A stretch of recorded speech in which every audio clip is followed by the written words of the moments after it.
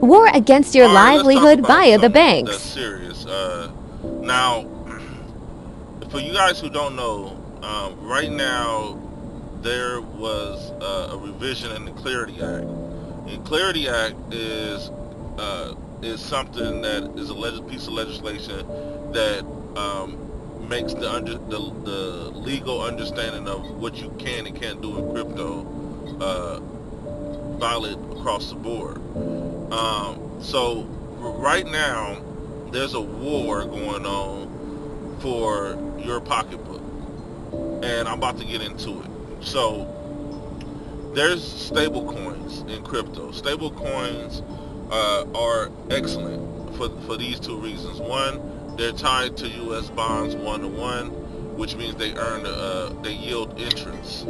And the way the is currently set up is that now if I have $100 in a stable coin, I can then earn a percentage of that $100, right? For example, if I have it on Coinbase or some other exchange, I think Coinbase pays 3.8 percent. So I would end up making, $3.80, right, on my $100, which is significant if you had that same $100 sitting in a checking account, or a savings account, you would make 0.001%. So you make like 3 cents, right, by the end of the year. So for those of us who have money in savings in a significant amount, you can then put your money in that stable coin right now and get a pretty decent yield on your capital, right? And a lot of these capitals don't really have set limits on it. So whether you did $100 or $100,000, you can then earn money off of your stable coins and kind of provide you a decent type of alternative to this inflationary dollar that we're in right now, where everything is getting more expensive, not just because things are getting more expensive, but also because the dollar is now getting a lot weaker in buying power. So what the banks did was they just went after that.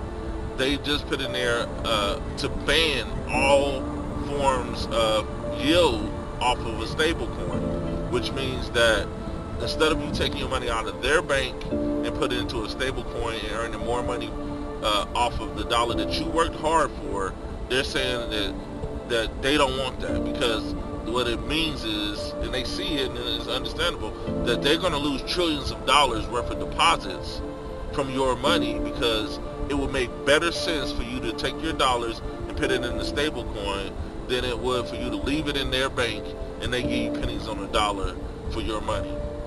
Now, this comes up to vote in April, which means that we do have a little bit of time to reach out and say, hey, listen, this is not all right.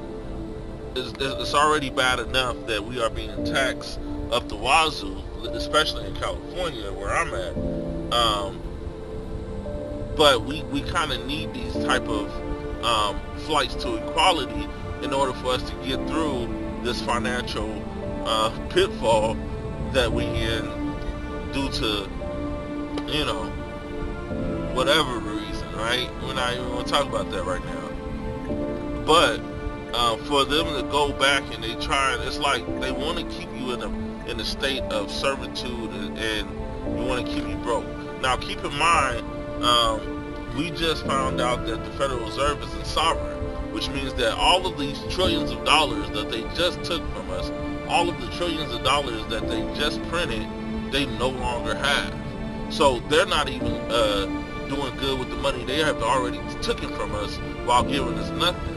And then they're going to turn around and try to write a bill to keep you even broker and stuck in this dollar where you can't even make a yield off of the hard-on money that you work for, that you're taxed upon so many different times in so many different ways.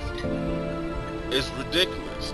But check it out, because as of right now, they're making a argument why you don't need that yearning more than they need that yearning. And I don't know about you guys, but I feel like They had their time to do something decent with the money that they have. And if they don't have it no more, it's kind of on them. It's their fault. Tell me what you think in the comments.